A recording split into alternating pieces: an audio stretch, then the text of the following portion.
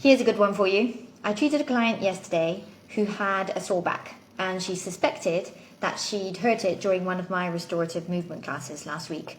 And she was right, sort of. The pain was similar to something that she'd felt back in the past. It eased a bit as she kept moving, but it wasn't really going away, and it was starting to worry her. Sound familiar? I'm sure it does. Anyway, so the methods that I use allow me to test each muscle or each muscle group or each kinetic chain, movement chain, to see if the brain is guiding those parts of you correctly. And if the brain isn't doing its job well, you or the person that I'm treating will fail the test. And I'll know that there's a break in the circuit that should run interrupted from the brain to the muscles, and I'll know where to start to begin restoring, repairing that break, and then restoring better movement mechanics. So, in this client yesterday, comes in, sore back, fine. So I tested all of the muscles that are in her back, they were all fine. Then, because she often has hip pain, I tested all of the muscles in her hips, those were all fine. But as I started to test the muscles through her arm and down into her hand, things were not fine, and she began to fail. And that's where I got the clarity as to where the dysfunction was. I could basically forget the back, I could forget the hips, which have been her problem in the past, and concentrate up in her arm, shoulder, hand. And I carried on testing, and as I went through, I found out that, among other things, she'd lost the ability to grip. Now, this is key, peeps. This is really key. When your body loses its ability to do this, or when this becomes dysfunctional, it'll affect everything. And sure enough, in her body, her ability or her dysfunction at her hand had affected everything all the way here, but it had also affected everything down to the opposite side of her, including these big butt muscles, right?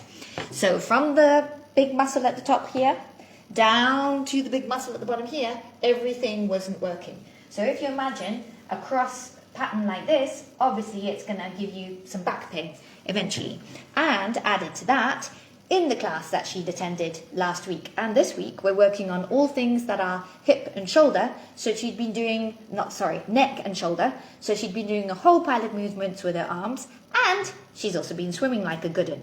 So she's been moving, but she's been moving with the wrong muscles at the wrong time in the wrong sequence, and so it was just a matter of time before her body started sending her pain signals. And sure enough, here they were. So what I did was, testing showed that it was actually this muscle, this little muscle here, okay, that was overworking, and the other big muscles, the ones that I just showed you in that cross pattern, were underworking. So I had to give her some massage down this side of her hand to release that tension, and then get her body to gently activate the big muscles that were gone to sleep or that the brain had lost its connection with.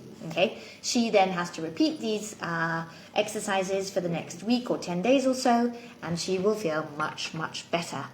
But I really like this example because it is very illustrative of the fact that each and every week I see millions of clients that come in and they tell me where the pain is, and that's not where the pain is, okay? So where you think you are having the pain, or where you are feeling the pain, is often not at all where the pain is stemming from.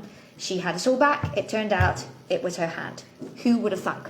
Also, my client didn't do anything wrong. She's active, she's fit, she's doing the classes, she's taking care of herself, but she's feeling this pain. And she could have kept going for a good long time, but the pain would have got worse and worse and worse. Also, her pain is not due to the fact that she has a weak core, she has a weak back. Building strength onto a dysfunctional pattern will not help things. Building strength comes next in this continuum, okay? You have to fix the foundational root cause of the issue before you can do anything else. And once again, this client is not weak, is not lazy. She just has a dysfunctional hand, full stop. So let's not make this about anything that it's not.